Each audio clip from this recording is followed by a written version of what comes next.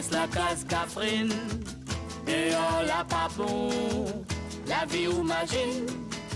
La vie c'est une chanson. Laisse-moi aller au thé, bonne naturel. Laisse-moi aller mon côté, comme si moi ton garçon. Comment devient-on délégué général à l'outre-mer de la ville de Paris?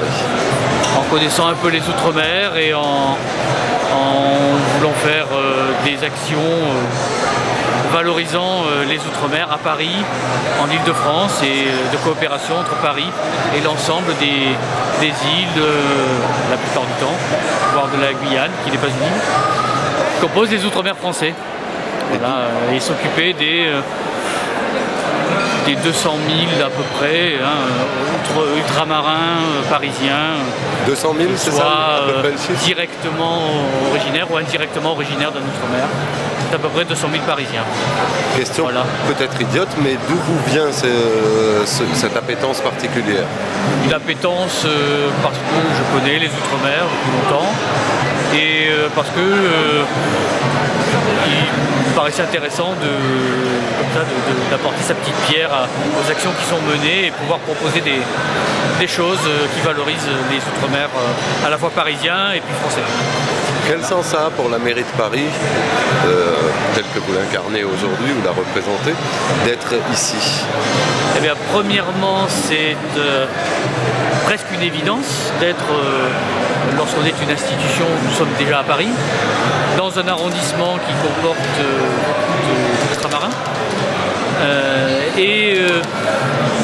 Voilà, avec une délégation à l'outre-mer spécifique, la ville de Paris souhaite montrer qu'elle valorise spécifiquement tous les outre-mer.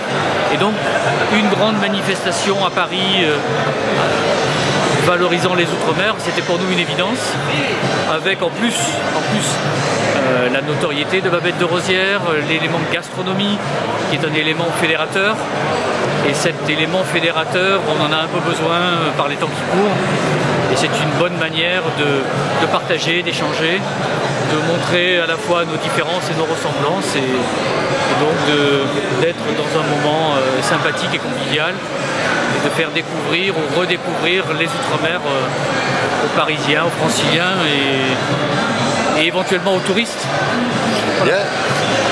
Il y a une espèce d'idée toute faite que cette manifestation et la conférence de presse à laquelle j'ai assisté à l'hôtel de ville vient battre en brèche. C'est qu'en fait on se rend compte que les ultramarins sont assez bien organisés, se débrouillent plutôt pas mal. Il y a pas mal d'événements, les institutions et la mairie de Paris par exemple sont impliquées dedans. C'est pas rien, ce sont de vraies réussites culturelles, économiques, etc. Je vois pas ce qui pourrait faire penser autre chose. Ben on a l'impression... Des clichés peut-être. Exactement. Voilà, et donc on est là pour...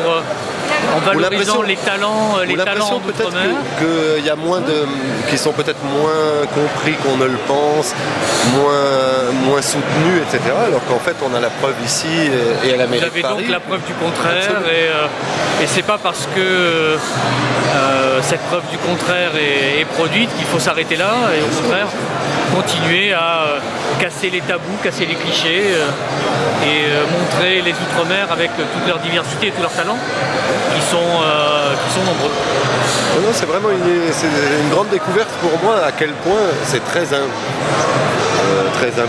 très investi dans le tissu parisien. Ils sont très présents auprès de la mairie. Les associations font un gros travail manifestement. Font un gros travail au quotidien. Elles sont soutenues ce sont des actions, des manifestations vraiment du quotidien. Il y a des grands événements, mais il y a aussi